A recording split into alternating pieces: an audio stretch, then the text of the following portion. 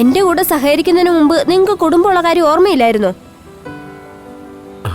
അറിയാം, പക്ഷേ എനിക്ക് അപ്പോഴങ്ങനെ തോന്നിയില്ല. ഞാനും നിന്നെ തെറ്റിദ്ധരിച്ചു, പക്ഷേ കർത്താവ് യേശു കൈവിട്ടില്ല. ഒരുപക്ഷെ സഹോദരിമാരെ, നിങ്ങളുടെ ഭർത്താവ് കാരണം പ്രശ്നത്തിലായി എന്റെ ഭർത്താവ് എന്നെ വഞ്ചിച്ചല്ലോ എന്ന് പറഞ്ഞ് വിഷമിച്ചിരിക്കുകയാണോ? ഇന്ന് കർത്താവ് നിങ്ങളോട് സംസാരിക്കുകയാണ്. നിങ്ങളുടെ ഭർത്താവിനായി പ്രാർത്ഥിക്കുവിൻ. കർത്താവ് തീർച്ചയായും നല്ല മാറ്റങ്ങൾ കൽപ്പിച്ചരുളുന്നതാണ്.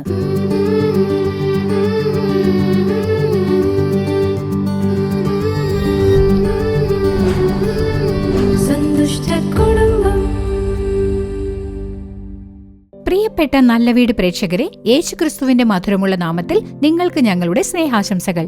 ഓരോ ആഴ്ചയും ഈ പരിപാടിയിലൂടെ നിങ്ങളെ കണ്ടുമുട്ടുന്നതിൽ ഞങ്ങൾക്ക് സന്തോഷമുണ്ട്. ഇന്നത്തെ പരിപാടിയിൽ ഭാര്യയെ വഞ്ചിക്കരുത് എന്ന തലക്കെട്ടിലുള്ള പരിപാടിയാണ് കാണാൻ പോകുന്നത്.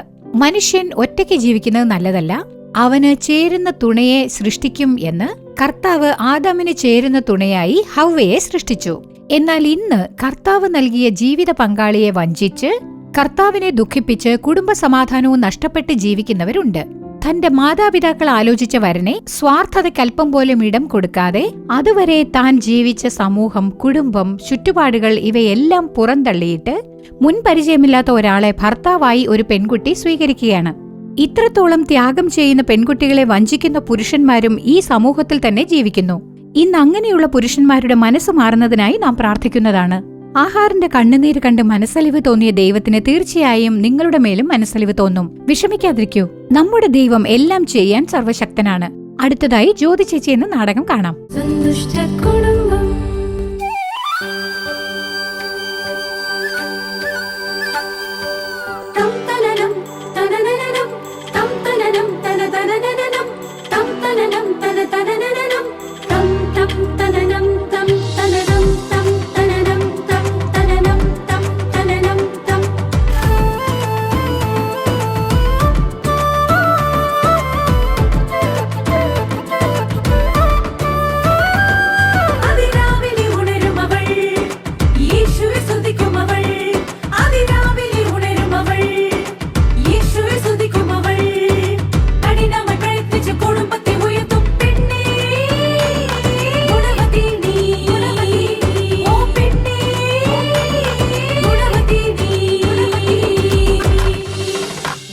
ചേച്ചി,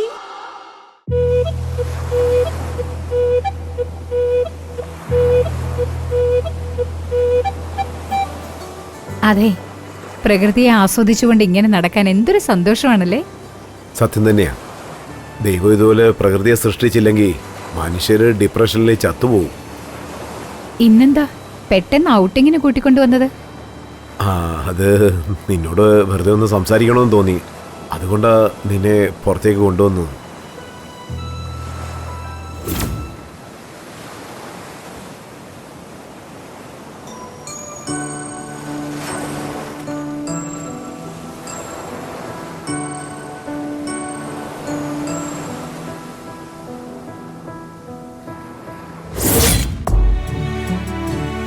കഴിക്കുന്നേ?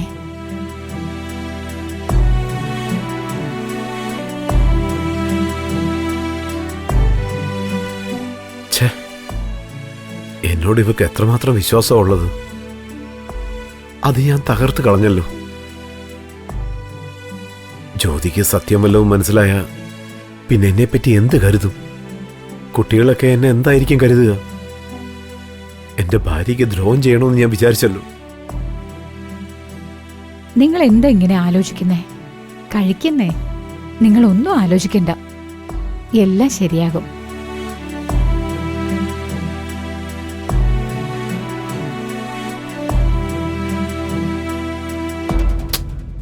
ഞാൻ ചെന്നൈയിലെ കടയിൽ ജോലി ചെയ്തപ്പോ അവിടെ വരുന്ന ഒരു കസ്റ്റമർ ഫോൺ ചെയ്ത് പലചരക്ക് സാധനം വേണമെന്ന് പറഞ്ഞു.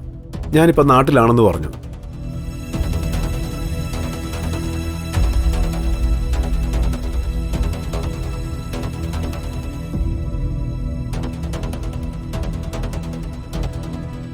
എന്തുപറ്റി? നിങ്ങള് പെട്ടെന്ന് സൈലന്റ് ആയല്ലോ.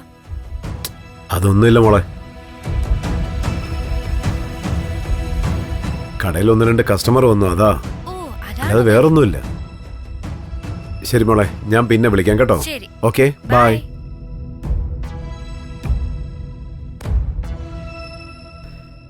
ഞാൻ ചെയ്യുന്നത് തെറ്റാണോ? ജ്യോതിയോട് ദ്രോഹമല്ലേ ചെയ്യുന്നത്? എന്റെ മേൽ അത്രയ്ക്ക് വിശ്വാസം വെച്ചോളാ. അവൾ മാത്രം ഈ കാര്യം അറിഞ്ഞാ എനിക്കത് വിടാനും പറ്റുന്നില്ല. ഫോൺ അടിക്കുന്നത് കേട്ടില്ലേ? എടുക്ക്. അത് കമ്പനിയുടെ കോളാ. വെറുതെ കോൾ ചെയ്തുകൊണ്ടിരിക്കുക. കുടിക്ക്.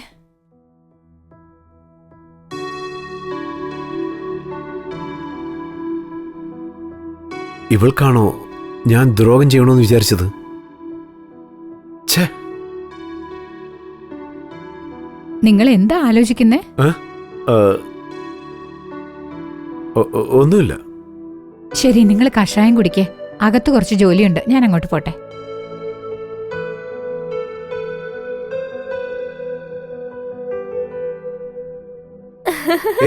ജൂലൈ 9 ആകുമ്പോ സാറിന് 24 വയസ്സാവൂന്ന്. അങ്ങനെ അപ്പൂപ്പനായി. സത്യമാണോ? അതേന്നെ.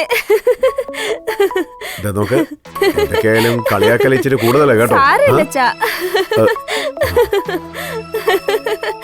പക്ഷേ അന്ന് ഞങ്ങൾ രണ്ടുപേരും അച്ഛനോടൊരു കാര്യം പറഞ്ഞില്ലേ, അത് സത്യവാ.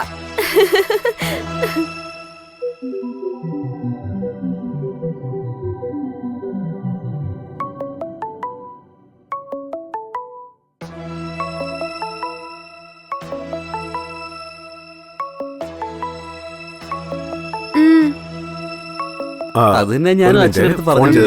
ഹലോ, നീ പറഞ്ഞത് ശരിയാ. ഹലോ, നിന്നോട് എത്ര പ്രാവശ്യം പറഞ്ഞിട്ടുണ്ട് വീട്ടിലുള്ളപ്പോ ഫോൺ ചെയ്യാൻ പാടില്ലെന്ന്? ഞാൻ തന്നെ വെളിയിൽ എവിടെയെങ്കിലും ഒന്ന് വിളിക്കാം. പ്ലീസ് ഇപ്പൊ നീ ഫോൺ കട്ട് ചെയ്യ്. ഓക്കെ? ഓക്കെ.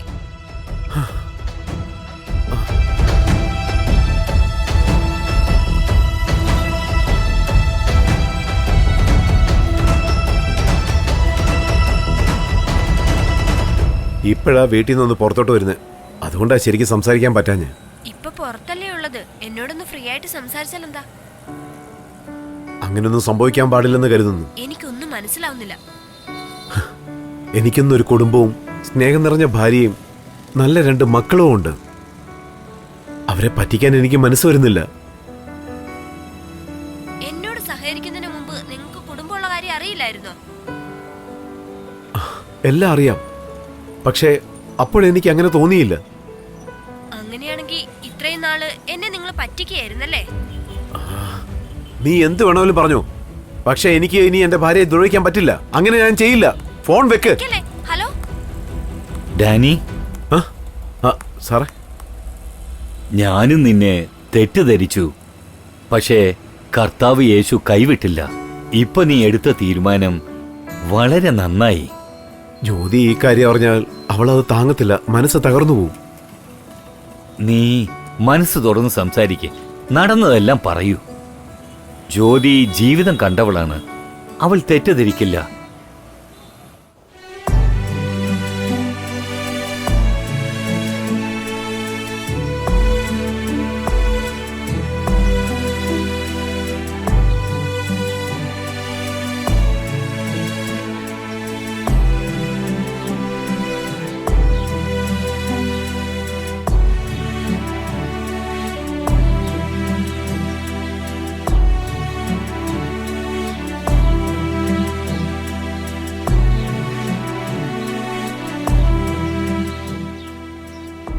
ജ്യോതി, ഞാൻ എന്തിനാ കോൾ ചെയ്തതെന്ന് വെച്ചാ, ഇന്ന് വൈകുന്നേരം നമുക്കൊന്ന് പുറത്തു പോയാലോ? ഹോട്ടലിലേക്ക് വേണ്ട, ബീച്ചിലേക്ക് പോകാം. മനസ്സിനൊരാശ്വാസമായിരിക്കും. ശരി ജ്യോതി.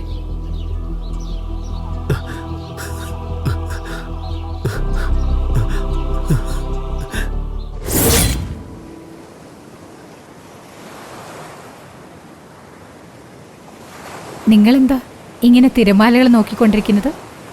എന്തു പറ്റി? എന്നോട് ക്ഷമിക്കൂ ജ്യോതി.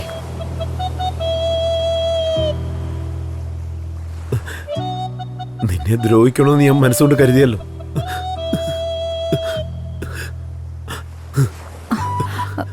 എന്താ ഇത്? കരയരുതെന്നേ, പ്ലീസ്. എനിക്കും കരച്ചിൽ വരും. ഞാൻ ചെന്നൈയിൽ ജോലി ചെയ്യുന്ന സമയത്ത് ഇടയ്ക്കിടയ്ക്ക് കടയിലേക്ക് വരുന്ന ഒരു പെൺകുട്ടിയോട് എനിക്ക് കുറച്ച് അവെയറായി. വിടണമെന്ന് വിചാരിച്ചിട്ടും എനിക്കത് സാധിച്ചില്ല. ഇവിടെ വന്നതിന് ശേഷം, നിന്നെയും മക്കളെയൊക്കെ കണ്ടതിന് ശേഷം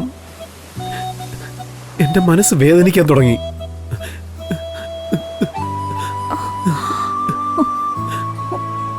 ഞാൻ ചെയ്ത തെറ്റിനാ ദൈവം ഇങ്ങനൊരു ശിക്ഷ തന്നത്. എന്നിട്ടും ഞാൻ നന്നായില്ല. എനിക്കറിയാം ജ്യോതി, ഞാൻ മറ്റൊരു സ്ത്രീയുമായിട്ട് സംസാരിക്കുന്നത് നിനക്കറിയാമെന്ന്. എന്നാലും നീ എന്നോട് സ്നേഹം കാണിച്ചില്ലേ? അതെന്നെ മാറ്റി ചിന്തിപ്പിച്ചു ജ്യോതി. നിനക്ക് ദ്രോഹം ചെയ്യാൻ എനിക്ക് തോന്നിയല്ലോ. എന്തായത്? ഞാനെന്തിനു നിങ്ങളോട് ക്ഷമിക്കണം? ഇതൊക്കെ തെറ്റുബോധ്യമില്ലേ? അത് മാത്രം മതി എനിക്ക്. വേദപുസ്തകത്തിൽ സദൃശ്യവാക്യങ്ങൾ 5-ാം അധ്യായത്തിൽ കർത്താവ് പറയുന്നുണ്ട്, പരസ്ത്രീയുടെ അധരങ്ങളിൽ നിന്ന് തേൻ ഇറ്റിറ്റു വീഴുന്നു, ഒടുവിൽ ഇരുവായ്ത്തല വാൾ പോലെ മൂർച്ചയുമുള്ളവൾ തന്നെയെന്ന്. ഇത് പലരും മനസ്സിലാക്കുന്നില്ല. അതുകൊണ്ടാണ് ആദ്യം അവരുടെ വലയിൽ വീണ് ഒടുവിൽ പുറത്തു വരാനാവാതെ കഷ്ടപ്പെടുന്നത്. അങ്ങനെ അവർ ബഹുമാനവും സമ്പത്തും സുഖവും എല്ലാം നഷ്ടപ്പെടുത്തുന്നു. കുടുംബങ്ങളിൽ ഇന്നിത് സർവ്വസാധാരണമായിരിക്കുകയാണ്. ഭർത്താവ് ഭാര്യയെയും ഭാര്യ ഭർത്താവിനെയും ഈസിയായി വഞ്ചിച്ചുകൊണ്ടിരിക്കുകയാണ്.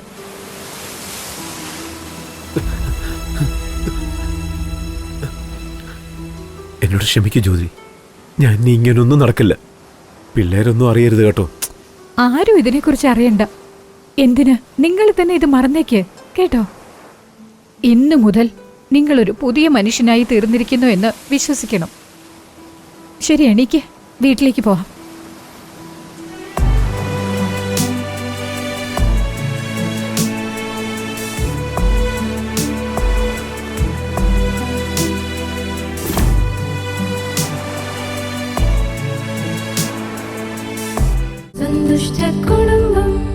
എന്താ കൂട്ടുകാരെ, ജ്യോതി ചേച്ചി എന്ന നാടകം കണ്ടില്ലേ? രക്ഷ പ്രാപിച്ച പ്രാർത്ഥിക്കുന്ന ആൾക്കാരുള്ള കുടുംബത്തിൽ പോലും ആത്മീയ ജീവിതത്തിൽ ബലഹീനത ഉള്ളവരെ ഉപയോഗിച്ച് പിശാച് കുടുംബ സമാധാനം നഷ്ടപ്പെടുത്തുന്നുണ്ട്. ഒരുപക്ഷെ നിങ്ങളുടെ കുടുംബത്തിലും ഇതുപോലുള്ള പ്രശ്നങ്ങൾ നേരിടുന്നുണ്ടാവാം. ഇന്ന് നമ്മൾ അതിനായി മുട്ടിപ്പായി പ്രാർത്ഥിക്കാൻ പോകുന്നു. ഏതുതരം ചുറ്റുപാടിനെയും മാറ്റാൻ ശക്തിയുള്ളവനാണ് നമ്മുടെ കർത്താവ്. അടുത്തതായി സഹോദരി വസന്തി പോൾ അവർകൾ നിങ്ങൾക്കായി ദൈവത്തിന്റെ വാക്കുകൾ പങ്കുവച്ച് പ്രത്യേക പ്രാർത്ഥന നടത്തുന്നതാണ്. ശ്രദ്ധയോടെ കർത്താവിന്റെ വാക്കുകൾ കേട്ട് കർത്താവിൽ നിന്ന് അനുഗ്രഹങ്ങൾ സ്വന്തമാക്കുക.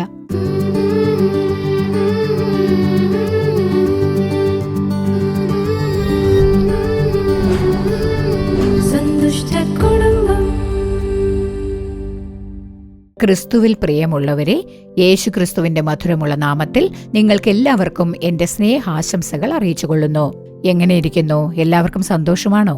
കർത്താവിൽ സന്തോഷത്തോടെ ജീവിക്കുന്നുണ്ടോ? കുടുംബത്തോടെ കർത്താവിനോട് പ്രാർത്ഥിച്ച് സന്തോഷമായി ജീവിക്കുന്നുണ്ടെന്ന് വിശ്വസിക്കുന്നു. ഇന്ന് അനേകം കാര്യങ്ങളെക്കുറിച്ച് ഈ നല്ല വീട് എന്ന പരിപാടിയിലൂടെ കർത്താവ് നിങ്ങളോട് സംസാരിച്ച് നിങ്ങളെ അനേകം കാര്യങ്ങൾ പഠിപ്പിക്കുന്നുണ്ട്. ഇന്നേ ദിവസം ഈ പരിപാടിയിലൂടെ നിങ്ങളെ കാണുന്നതിൽ ഞങ്ങൾക്ക് വളരെ സന്തോഷമുണ്ട്. കർത്താവിന്റെ കൃപ കൊണ്ട് ഈ പരിപാടി തന്ന കർത്താവ് ഇന്ന് അനേകം കുടുംബങ്ങളിൽ നല്ല മാറ്റങ്ങൾ നൽകുന്നുണ്ട്. ഇന്നേ ദിവസം കർത്താവ് നിങ്ങൾക്ക് നൽകുന്ന ഒരു ഉപദേശം എന്താണെന്ന് ചോദിച്ചാൽ, ഭാര്യയെ ഒരിക്കലും വഞ്ചിക്കരുത്. ഈ ഒരു വിഷയത്തെക്കുറിച്ചാണ് കർത്താവിനെ ധ്യാനിച്ച് നാം പ്രാർത്ഥിക്കാൻ പോകുന്നത്. ഭാര്യയെ വഞ്ചിക്കരുത് എന്ന് പറയുമ്പോൾ എതിനെക്കുറിച്ചാണെന്നോ? ഇന്ന് അനേകം കുടുംബങ്ങളിൽ ധാരാളം ഭാര്യമാർ പറയുന്ന ഒരു കാര്യം, എന്റെ ഭർത്താവ് ഇങ്ങനെയൊക്കെ എന്നെ വഞ്ചിക്കുന്നുണ്ട്, ഇതുപോലുള്ള എന്തൊക്കെയോ കാര്യങ്ങൾ ചെയ്യുന്നുണ്ടെന്ന് പറഞ്ഞ് അനേകം സഹോദരിമാർ ഇവിടെ പ്രാർത്ഥിക്കാൻ വരുമ്പോൾ ഞങ്ങളോട് പറയാറുണ്ട്.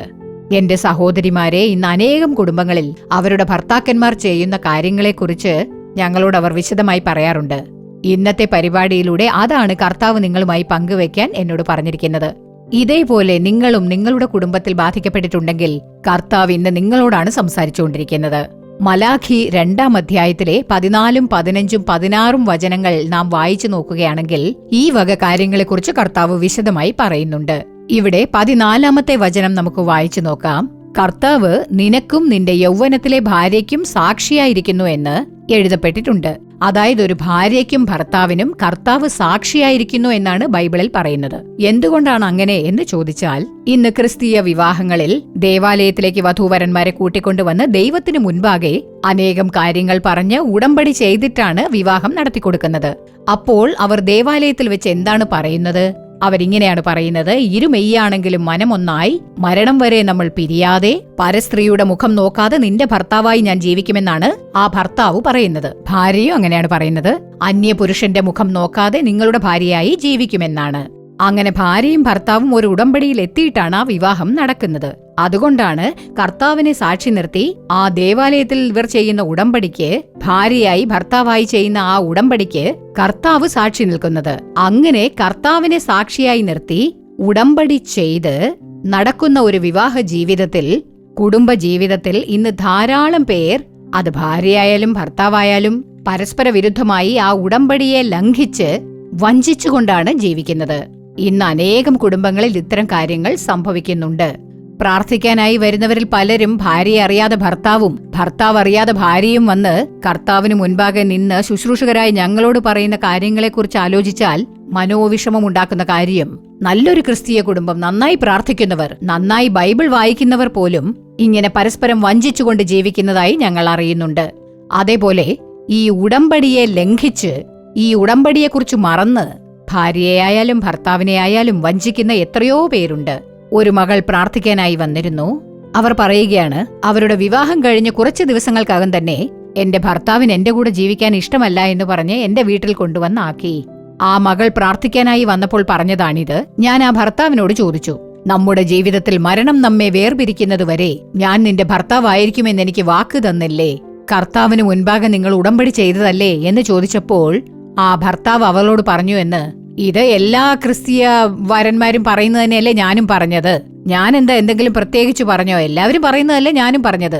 അത് കാരണം കാണിച്ച് നിന്റെ കൂടെ എനിക്ക് ജീവിക്കാൻ പറ്റില്ല എന്ന് പറഞ്ഞ് അവളെ അവളുടെ വീട്ടിൽ കൊണ്ടുചെന്നാക്കി. അവൾ ഇതിനെക്കുറിച്ച് എന്നോട് പറഞ്ഞപ്പോൾ സത്യത്തിൽ ദൈവത്തോട് യാതൊരു ഭയഭക്തിയും, പ്രത്യേകിച്ച് ഭയമില്ലാത്തതുകൊണ്ടാണ് ഇതേപോലെയുള്ള ക്രൂരതകളെല്ലാം കാണിക്കുന്നത്. വേറെന്തൊക്കെ വിധത്തിലാണ് ഇത് സംഭവിക്കുന്നത് എന്ന് നോക്കിയാൽ, ഒന്നാമതായി ഭാര്യ ഉള്ളപ്പോൾ തന്നെ മറ്റു സ്ത്രീകളുമായി അവിഹിത ബന്ധം പുലർത്തുന്നു. തെറ്റായ ബന്ധങ്ങൾ. മലാഖി 2-ാം അധ്യായം 14 ഇങ്ങനെ പറഞ്ഞിട്ടുണ്ട്: നീ ഉടമ്പടി ചെയ്ത ഭാര്യയോട് നീ അവിശ്വസ്തത കാണിച്ചിരിക്കുന്നു. ഉടമ്പടി എന്ന് വെച്ചാൽ എന്താണ്? സ്ത്രീയും പുരുഷനും ഒന്നിച്ച് ജീവിക്കുവാനുള്ള ജീവിതകാല ഉടമ്പടിയാണത്. ഭാര്യ അല്ലെങ്കിൽ ഭർത്താവ് ആരെങ്കിലും ഒരാൾ മരിക്കുന്നതുവരെ ഈ ഉടമ്പടിക്ക് പരസ്പരം വിശ്വസ്തത കാണിക്കണം എന്നാണ് പറഞ്ഞിട്ടുള്ളത്. അപ്പോൾ ഭാര്യയും ഭർത്താവും ജീവിച്ചിരിക്കുന്നതുവരെ മറ്റൊരുത്തിയെയോ മറ്റൊരുത്തനെയോ നോക്കാതെ നിങ്ങളുടെ ജീവിത പങ്കാളിയായിരിക്കുമെന്ന് പറഞ്ഞ് ചെയ്യുന്ന ആ ഉടമ്പടിയെ ലംഘിച്ച് വഞ്ചിക്കുകയാണ്. അതിനാൽ ഈ ഉടമ്പടിയെ ലംഘിച്ച് ഇന്ന് സാത്താൻ ആരെയാണ് വിഴുങ്ങേണ്ടതെന്ന കുടുംബത്തിനുള്ളിൽ ഇതേപോലെയുള്ള പല അനാവശ്യമായ കാര്യങ്ങളും ഉണ്ടാക്കി ഭാര്യയുള്ളപ്പോൾ തന്നെ മറ്റൊരു സ്ത്രീയുമായി അവിഹിത ബന്ധമുണ്ടാകുന്നു. ഇതിനെക്കുറിച്ച് ഇന്ന് നിങ്ങൾ ആലോചിച്ചു നോക്കൂ. ഒരുപക്ഷെ സഹോദരിമാർ കാണുന്നുണ്ടെങ്കിലും, ഒരുപക്ഷെ സഹോദരന്മാർ കാണുന്നുണ്ടെങ്കിലും, നിങ്ങൾ നിങ്ങളുടെ ഭാര്യയ്ക്കോ അല്ലെങ്കിൽ ഭാര്യമാർ ഭർത്താവിനോട് വിശ്വസ്തത കാണിക്കുന്നുണ്ടോ? കർത്താവിന് മുൻപാകെ ചെയ്ത ഉടമ്പടിക്ക് നീതി പാലിക്കുന്നുണ്ടോ? മറ്റൊരു മുഖത്തേക്ക് നോക്കാതെ നിങ്ങളുടെ ഭാര്യയായിരിക്കും ഭർത്താവായിരിക്കും എന്ന് പറഞ്ഞ ഉടമ്പടിയിൽ നിന്ന് വ്യതിചലിച്ച് അവരെ ചതിച്ചുകൊണ്ടിരിക്കുകയാണെങ്കിൽ കർത്താവ് ഇന്ന് നിങ്ങളോടാണ് സംസാരിക്കുന്നത്. പരസ്പരം വഞ്ചിക്കരുത്. അങ്ങനെ ചെയ്യുന്നത് കർത്താവിനിഷ്ടമല്ല. കർത്താവ് തന്നെ പറഞ്ഞിട്ടുണ്ട്, ഉടമ്പടി ചെയ്ത് സ്വീകരിക്കുന്ന നിന്റെ ഭാര്യയെ ചതിക്കരുത്. ഒരിക്കലും അത് ചെയ്യരുതെന്നാണ് കർത്താവ് പറഞ്ഞിട്ടുള്ളത്. അവിഹിത ബന്ധം കാരണം പല പ്രശ്നങ്ങളും ഉണ്ടാകുന്നു. രണ്ടാമതായി, അനേകം പേർ ഇന്ന് സ്നേഹത്തോടെ ജീവിക്കാതെ വീട്ടിലെ ഒരു വേലക്കാരിയെ പോലെ ജീവിക്കുന്നുണ്ട്. ഒരേ വീട്ടിൽ തന്നെ ഭാര്യയും ഭർത്താവും ജീവിക്കുന്നു, പക്ഷേ പരസ്പര സ്നേഹമില്ല. എത്രയോ ഭർത്താക്കന്മാർ ഇന്ന് ഭാര്യയെ സ്നേഹിച്ച് ജീവിക്കുന്നില്ല. വിവാഹം കഴിച്ചു കൊണ്ടുവന്ന് അവരോടൊപ്പം ജീവിക്കാതെ വഞ്ചിച്ചുകൊണ്ടിരിക്കുകയാണ്. ആലോചിച്ചു നോക്കൂ. കർത്താവ് നിങ്ങളോടാണ് സംസാരിച്ചുകൊണ്ടിരിക്കുന്നത്. മറ്റൊന്ന്, ഭാര്യയിൽ നിന്നും ഒളിച്ചു വെക്കുന്നത്. ധാരാളം കാര്യങ്ങൾ ഭർത്താക്കന്മാർ പറയുന്നില്ല. ഒരുപക്ഷെ നിങ്ങളുടെ കുടുംബത്തിലേക്ക് ചെയ്യേണ്ട കാര്യമായാലും ഭാര്യയോട് പറഞ്ഞിട്ട് ചെയ്യാമല്ലോ. അപ്പോൾ അവർക്കും അതൊരു സന്തോഷമാകില്ലേ? നിങ്ങളുടെ കുടുംബക്കാർക്കിടയിൽ ഭാര്യയ്ക്കും ഒരു വിലയുണ്ടാകും. പക്ഷെ അവരോടൊന്നും പറയാതെയാണ് നിങ്ങൾ ചെയ്യുന്നത്. നിങ്ങൾ എത്ര രൂപയാണ് ശമ്പളം വാങ്ങുന്നതെന്ന് പോലും ഭാര്യയ്ക്ക് അറിയില്ല. അപ്പോൾ ഭാര്യയെക്കുറിച്ച് ബൈബിളിൽ എന്താണ് പറയുന്നത്? തോഴി എന്ന്. തോഴി എന്ന് വെച്ചാൽ എന്താണ്? 2 തോഴികൾ ഉണ്ടെങ്കിൽ 2 പേർക്കുമിടയിൽ ഒളിവ് മറവേ ഉണ്ടാവില്ല. എല്ലാം ഷെയർ ചെയ്യാറുണ്ട്. അവരുടെ വീട്ടിൽ എന്ത് നടന്നു, ഇവരുടെ വീട്ടിൽ എന്ത് നടന്നു, ജീവിതത്തിൽ എന്ത് നടന്നു, എല്ലാം ഷെയർ ചെയ്യും. അപ്പോ നിങ്ങളുടെ ഭാര്യയെ നിങ്ങൾക്കൊരു തോഴിയായിട്ടാണ് തന്നിരിക്കുന്നത്. ഹൃദയത്തിലുള്ളതെല്ലാം നിങ്ങൾ അവരോട് പറയൂ. ഒരുപക്ഷെ പറയാൻ പാടില്ലാത്തത് എന്തെങ്കിലും ഉണ്ടെങ്കിൽ മാത്രം അത് മറയ്ക്കാം. ബാക്കിയുള്ള എല്ലാ കാര്യങ്ങളും അവരുമായിട്ട് ഷെയർ ചെയ്യണം. കുടുംബത്തിനായി ചെയ്യുന്ന കാര്യമായാലും നിങ്ങളുടെ ശമ്പളമായാലും എന്താണ് ചെലവഴിക്കുന്നത് എല്ലാം നിങ്ങളുടെ ഭാര്യയോട് പറയുക. കർത്താവ് അതാണ് നിങ്ങളിൽ നിന്ന് പ്രതീക്ഷിക്കുന്നത്. പിന്നെ ഒന്ന്, ഭാര്യയെ വിട്ട് വേർപിരിയുക. ഡിവോഴ്സ് ചെയ്യുന്നത് അകാരണമായിട്ട് വീട്ടിലേക്ക് വന്ന ഭാര്യയോട് ഒരു കാരണവുമില്ലാതെ അവർ പറയുന്ന കാരണങ്ങളൊന്നും അംഗീകരിക്കാനേ പറ്റാത്തതാണ്. നീ അവളെ പോലെയല്ല, ഇവളെ പോലെയല്ല, അവളെ പോലെ ഡ്രസ് ചെയ്യുന്നില്ല, ഇവളെ പോലെ ഡ്രസ് ചെയ്യുന്നില്ല, മറ്റുള്ളവരുമായിട്ട് താരതമ്യം ചെയ്ത് മറ്റുള്ളവരുമായി കമ്പയർ ചെയ്ത് നിങ്ങളുടെ ഭാര്യയെ നിങ്ങൾ തന്നെ പല സമയങ്ങളിലും എന്തു ചെയ്യുന്നു? അവളെ പുറന്തള്ളുകയാണ്. അതിന് കർത്താവ് ഇവിടെ പറയുന്നത് മലാഖി 2:16 ഞാൻ ഉപേക്ഷണം വെറുക്കുന്നു എന്നാണ് കർത്താവ് പറയുന്നത്. നിങ്ങൾ അവിശ്വസ്തത കാണിക്കാതെ ആത്മാവിനെ കുറിച്ച് സൂക്ഷിച്ചുകൊള്ളുവിൻ എന്നാണ് പറയുന്നത്. അതായത് ഉപേക്ഷിക്കുന്നതിനെ കർത്താവ് വെറുക്കുന്നു. ഡിവോഴ്സ് ചെയ്യുന്നത് കർത്താവിന് ഇഷ്ടമല്ല. അന്ന് പ്രാർത്ഥിക്കാൻ വന്ന ഒരു അമ്മ പറയുകയാണ്, അവരുടെ മകൾ കുറച്ചു ദിവസങ്ങൾക്കകം, കല്യാണം കഴിഞ്ഞ് ചില ദിവസങ്ങൾക്കകം അമ്മായിയമ്മ പറഞ്ഞെന്ന്, എന്റെ മകന്റെ ഹൈറ്റുമായിട്ട് നീ ചേരുന്നില്ല, അതുകൊണ്ട് നിന്നെ ഞങ്ങൾക്ക് വേണ്ട, നിന്റെ വീട്ടിലേക്ക് പൊയ്ക്കോ എന്ന്. അതെന്താ, വിവാഹത്തിന് മുൻപ് തന്നെ ഹൈറ്റ് ശരിയാണോ എന്ന് നിങ്ങൾ നോക്കിയിരുന്നില്ലേ? കണ്ടിട്ടല്ലേ വിവാഹം കഴിച്ചത്? വിവാഹം കഴിഞ്ഞിട്ട് എന്തിനാണ് ഇത് പറയുന്നത്? വിവാഹത്തിന് മുൻപ് തന്നെ അവളെ കണ്ടതല്ലേ? ഇങ്ങനെ എത്രയോ കാര്യങ്ങൾ. ഞാൻ ഒരു കാര്യം പറയട്ടെ, സൗന്ദര്യമില്ല, പണമില്ല, സൗകര്യമില്ല, അന്തസ്സില്ല, അവരെ പോലെയല്ല, ഇവരെ പോലെയല്ല എന്ന് പല കാരണങ്ങൾ പറഞ്ഞ് ജീവിക്കാനായി വന്ന ഒരു ഭാര്യയെ ഉപേക്ഷിക്കുന്നത്, ഡൈവോഴ്സ് ചെയ്യുന്നത് ഒരു കാരണം കൊണ്ടും കർത്താവിന് അംഗീകരിക്കാൻ പറ്റാത്ത ഒന്നാണ്. ഉപേക്ഷണം ഞാൻ വെറുക്കുന്നു എന്ന് പറഞ്ഞിട്ടുണ്ട്. ഇക്കാലത്ത് കോടതിയിൽ ഏറ്റവും അധികം ഡിവോഴ്സ് നടക്കുന്നത് ക്രിസ്ത്യാനികൾക്കിടയിലാണ്. അങ്ങനെയാണ് പറയുന്നത്. ക്രിസ്ത്യാനികളാണ് ധാരാളം പേര് ഡൈവേഴ്സിനായി അപ്ലൈ ചെയ്യുന്നതെന്ന്. അതൊക്കെ എത്ര വലിയ തെറ്റാണ്. കർത്താവ് ബൈബിളിൽ എഴുതിയിട്ടുണ്ട്, ഉപേക്ഷണം ഞാൻ വെറുക്കുന്നു എന്ന് യഹോവ പറഞ്ഞിട്ടുണ്ട്. ഇതുപോലുള്ള കാര്യങ്ങൾ നാം ഒരിക്കലും ചെയ്യരുത്. ജീവിക്കാനായി വന്ന ഭാര്യയെ ഇതുപോലുള്ള കാര്യങ്ങളിൽ നിങ്ങൾ സന്തോഷത്തോടെ അവരെ നോക്കുന്നുണ്ടോ? അവരോടൊപ്പം സന്തോഷത്തോടെ ജീവിക്കുന്നുണ്ടോ? സ്വസ്ഥതയോടെ ജീവിക്കാൻ അനുവദിക്കുന്നുണ്ടോ? സന്തോഷം നൽകുന്നുണ്ടോ? നിങ്ങൾ അവരുടെ എല്ലാ കാര്യങ്ങളും നോക്കുന്നുണ്ടോ? അവരെ വേണ്ട വിധത്തിൽ നിങ്ങൾ പരിപാലിക്കുന്നുണ്ടോ? ആലോചിച്ചു നോക്കുവിൻ. അങ്ങനെയല്ലെങ്കിൽ പ്രിയപ്പെട്ട സഹോദര, കർത്താവ് ഇന്ന് നിങ്ങളോടാണ് സംസാരിച്ചുകൊണ്ടിരിക്കുന്നത്. അവരെ ഉപേക്ഷിക്കരുത്, അവരെക്കുറിച്ച് തരം താണ് സംസാരിക്കരുത്. കാര്യങ്ങളൊന്നും ഒളിച്ചു വെക്കാതെ അവരോട് തുറന്നു പറഞ്ഞ് അവരുടെ ഉപദേശങ്ങൾ സന്തോഷത്തോടെ സ്വീകരിച്ച് രണ്ടുപേരും ചേർന്ന് സന്തോഷത്തോടെ കുടുംബജീവിതം നയിക്കുന്നതാണ് കർത്താവിന് ഏറ്റവും പ്രിയപ്പെട്ടത്. അതുതന്നെയാണ് കർത്താവിന്റെ ഹിതം. അതുകൊണ്ടാണ് ഇന്ന് കർത്താവ് നിങ്ങളോട് സംസാരിക്കുന്നത്. ഒരുപക്ഷെ സഹോദരിമാരെ, നിങ്ങളുടെ ഭർത്താവ് കാരണം പ്രശ്നത്തിലായി, എന്റെ ഭർത്താവ് എന്നെ വഞ്ചിച്ചല്ലോ എന്ന് പറഞ്ഞ് നിങ്ങൾ സങ്കടപ്പെട്ടുകൊണ്ടിരിക്കുകയാണോ? ഇന്ന് കർത്താവ് നിങ്ങളോടാണ് പറയുന്നത്, നിങ്ങളുടെ ഭർത്താവിനായി പ്രാർത്ഥിക്കുവിൻ. കർത്താവ് തീർച്ചയായും നല്ല മാറ്റങ്ങൾ കൽപ്പിച്ചരുളുന്നതാണ്. നമുക്ക് പ്രാർത്ഥിക്കാം. സ്നേഹമുള്ള പിതാവേ, പ്രിയപ്പെട്ട ഈ മക്കളുമായിട്ട് അങ്ങിന്ന് സംസാരിച്ചിരിക്കുകയാണ്. ഭാര്യമാരെ വഞ്ചിച്ചുകൊണ്ടിരിക്കുന്ന ഭർത്താക്കന്മാർ ഒരുപക്ഷെ ഈ സന്ദേശം കേട്ട് ഇന്ന് മാനസാന്തരപ്പെടുകയാണെങ്കിൽ അവരുടെ ഉള്ളിൽ ഇന്ന് തന്നെ ഒരു നല്ല മാറ്റം ഉണ്ടാകുമാറാകട്ടെ. കർത്താവിന്റെ വാക്കുകൾ കേട്ട് പരസ്പരം സ്നേഹിച്ച് ജീവിക്കുവാൻ ഇവർക്കൊരു നല്ല കൃപ നൽകണമേ. ഭാര്യയെ സ്നേഹിച്ച് തന്റെ സ്വന്തം ശരീരം പോലെ ഭാവിച്ച് സ്നേഹിച്ച് ഐക്യത്തോടെ ഒരു സന്തോഷകരമായ ജീവിതം നയിക്കുവാൻ, കർത്താവിന്റെ നാമം മഹത്വപ്പെടുത്തുന്ന വിധത്തിൽ ഇവർ ജീവിക്കുവാൻ കർത്താവ് ഇവരെ സഹായിക്കണമേ എന്ന് ഞങ്ങൾ പ്രാർത്ഥിക്കുകയാണ് യേശുവേ. ഭർത്താക്കന്മാരുടെ വഞ്ചനയ്ക്കിരയായി കണ്ണുനീരോടുകൂടി പ്രാർത്ഥിക്കുന്ന ഭാര്യമാരുണ്ട്. അവരുടെ മനസ്സിൽ ഒരു നല്ല മാറ്റം കർത്താവ് ഉണ്ടാക്കേണമേ. സന്തോഷകരമായ കുടുംബമായി, നല്ല ഒരു വീടായി എല്ലാ കുടുംബങ്ങളെയും അങ്ങ് മാറ്റണമേ. അങ്ങയുടെ മുൻപാകെ ഇവർ ചെയ്തിട്ടുള്ള ഉടമ്പടിയിലൂടെ കർത്താവെ, മരണം നമ്മെ വേർപിരിക്കുന്നതുവരെ കർത്താവെ, ഞാൻ നിന്റെ ഭർത്താവായിരിക്കും, നിങ്ങൾക്ക് ഞാൻ ഭാര്യയായിരിക്കും എന്ന് പറഞ്ഞ ഉടമ്പടി പ്രകാരം അവരൊരിക്കലും മാറാതെ എന്നും സന്തോഷത്തോടെ അങ്ങയുടെ നാമം വാഴ്ത്തി ജീവിക്കുവാൻ ഇന്ന് അതിനായി സ്വയം സമർപ്പിക്കുന്ന ഓരോ മക്കളെയും കർത്താവ് അവരിൽ മാറ്റമുണ്ടാക്കുന്നതിനായി അങ്ങേക്ക് സ്തോത്രം. ഇവരുടെ കുടുംബം സന്തോഷമുള്ളതാക്കി തീർക്കണമേ. അങ്ങയുടെ കരങ്ങളിൽ ഇവരെ ഏൽപ്പിച്ച് പ്രാർത്ഥിക്കുകയാണ്. മാറ്റങ്ങൾ പ്രതീക്ഷിക്കുന്നു. അങ്ങ് അങ്ങനെ ചെയ്യുന്നതിനായി നന്ദി. യേശുക്രിസ്തുവിലൂടെ ഞങ്ങൾ പ്രാർത്ഥിക്കുന്നു, നല്ല പിതാവേ, ആമേൻ. പ്രിയമുള്ളവരെ, ഇന്നത്തെ പരിപാടി നിങ്ങൾക്ക് അനുഗ്രഹപ്രദമായിരുന്നിരിക്കും എന്ന് ഞങ്ങൾ വിശ്വസിക്കുന്നു. നിങ്ങൾക്ക് ലഭിച്ച നന്മകളെക്കുറിച്ചും അനുഗ്രഹങ്ങളെക്കുറിച്ചും ഞങ്ങളെ അറിയിക്കുക. വീണ്ടും അടുത്ത ആഴ്ച ഇതേ സമയം ഇതേ പരിപാടിയിലൂടെ നമുക്ക് കാണാം. അതുവരെ ദൈവകൃപ നിങ്ങളോടൊത്തുണ്ടാകുമാറാകട്ടെ. For further details and prayer support, contact Jesus Redeems Ministries, Nalumavudi, Thoothukudi District, 628-211. Our phone number 04639 353535. info@jesusredeems.org. Our website www.jesusredeems.com. God bless you.